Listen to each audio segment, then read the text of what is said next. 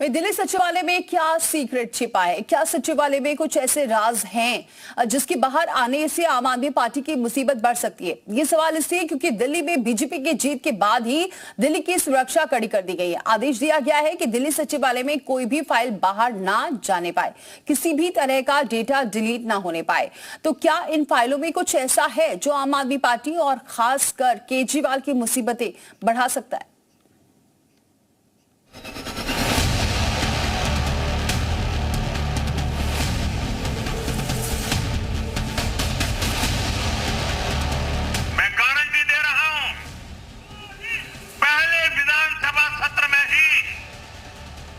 CAG की report सदन में रखी जाएगी। भ्रष्टाचार के हर तार की जांच होगी और जिसने भी लूटा है उसको लौटाना पड़ेगा।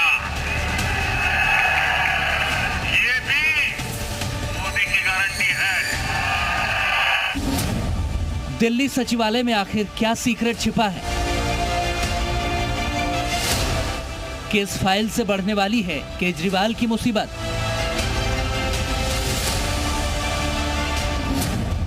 क्या सचिवालय में मौजूद हैं करप्शन के सबूत? सचिवालय की सुरक्षा कड़ी, सबसे बड़े एक्शन की घड़ी। बीजेपी क्यों चाहती है कोई फाइल बाहर न जाने पाए? दरअसल ये सवाल इसीलिए उठ रहे हैं क्योंकि आम आदमी पार्टी की हार के बाद ही दिल्ली में एक्शन शुरू हो गया था। सरकार के सामान्य प्रशासन विभाग यानी कि जीएडी के आदेश के बाद दिल्ली सचिवालय की सुरक्षा बढ़ा दी गई थी।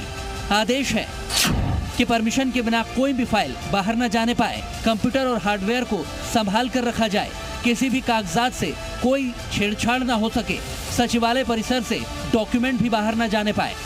दिल्ली में सत्ता परिवर्तन के बाद इस आदेश के मायने क्या हैं, अब जरा उसे भी समझ लीजिए।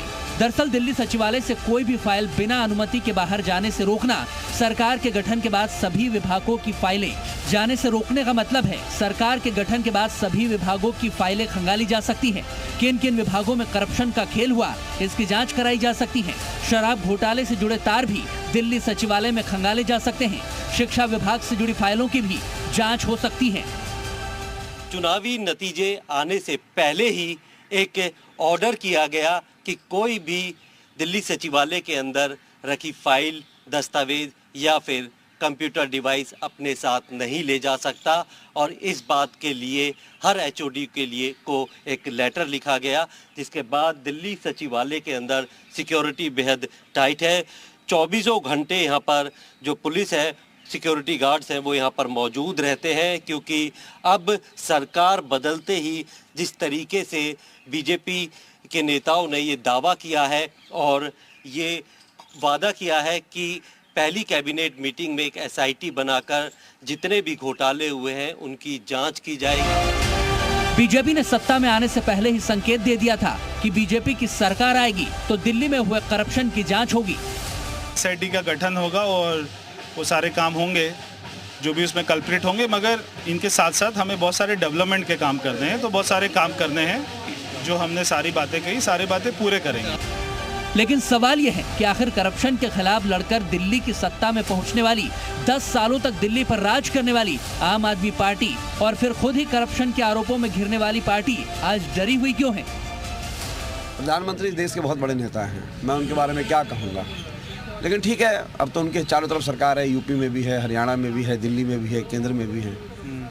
अब तो जो साहब करेंगे वो हम देखेंगे कितना आरोप लगा पाते हैं। इसके अलावा हम क्या कर सकते हैं? हम एक सकारात्मक भूमिका विपक्ष की निभाएंगे।